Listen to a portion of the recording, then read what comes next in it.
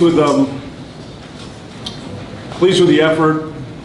Hated losing 48-3. Grateful to Coach Smart. We had a conversation midway through the third quarter through some people about just taking care of the kids, keeping them healthy. So grateful to Coach Smart for that, how we handled it, how he handled it.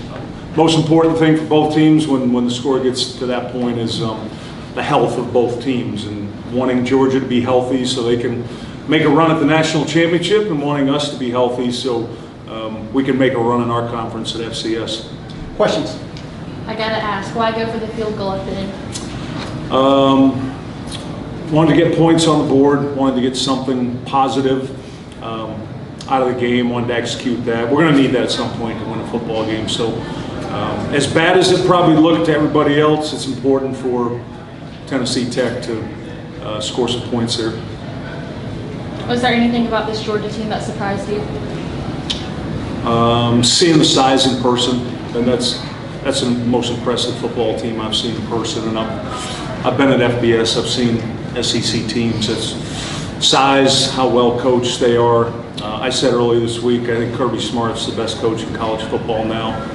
I think he's, with Nick Saban retiring, I think he's the voice of college football. He's the one that coaches need to look at to emulate. You watch how he runs his program, you watch their sideline, how professional everything is from the way he is, the assistant coaches, managers, trainers, equipment, everybody. It's just very detailed, and that's the type of program we're trying to build at Tennessee Tech in terms of our level of professionalism and efficiency. So very much wish Georgia well. I want those guys to do well this year. Talk about the fight the guys had today against the #1 team in the country.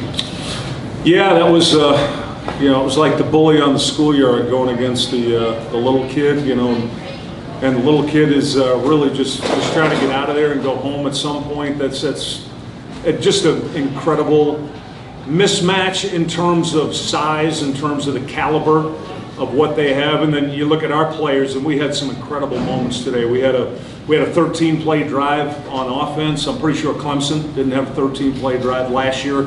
We had one drive on defense that just impressed the heck out of me, where they went 14 plays, 71 yards, and they had to kick a field goal. So you see the fight, you see the caliber of toughness that our kids display against what looks to me like a borderline NFL team with the way that the separation now between the P4, FCS group of 5, it's just insurmountable.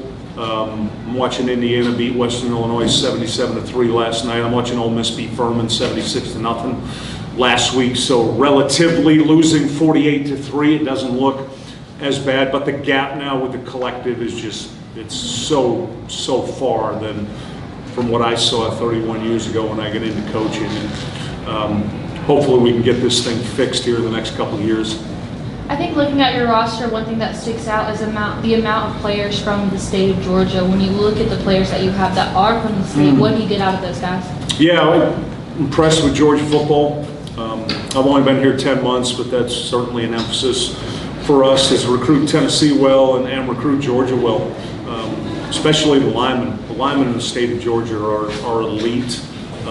We have some really good players that we took this year from Georgia. So, and you can see it on Kirby's roster when you look down through the roster, the number of Georgia players, how well they do recruiting and developing high school players. You don't see that a lot now in college football. Our roster right now is 111, 56 return, 55 new, 32 from the portal, and certainly don't want to do that every year.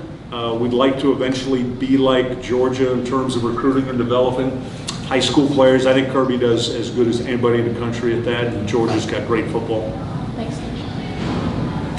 The open week comes at a great time before you get a chance to get guys refreshed and ready to go before how that conference play opens in 2 weeks. Yeah, very, very excited to have a bye. These guys deserve it. We've been going now for 42 straight days, and we'll take some days off, and then it's 70 straight days with 7 games that will run towards the end of the season. So we need it. We need to bye. We need some rest. We need to regroup as much mentally as we do physically. It doesn't matter who we play. We're 0-2 right now, and that eats at me. It bothers me. It bothers them. So regroup physically and mentally, and then just get after the next FCS game we play.